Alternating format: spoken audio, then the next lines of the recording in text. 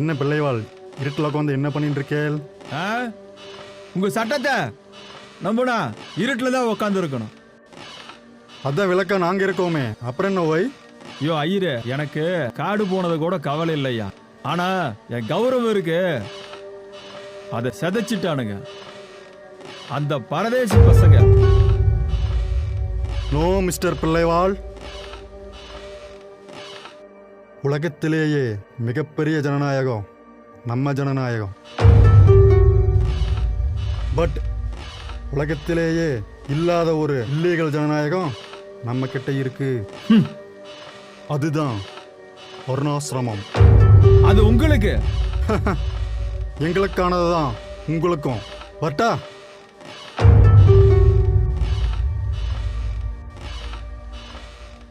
అయ్యగారు భోజన పెట్టేస్తా. నాకు భోజన వస్తే నాకు పాద భోజన పెట్టి ఏవంటే நானே ஓடிப்பையான நான் தோத்துட்டேன்டா சாணக்கியன்டா. எனக்கான அர்த்த சாஸ்திரத்தை எழுதுவேன்டா. ஏப்பா ரகசியம் கொண்டு தானே சொன்னோம்.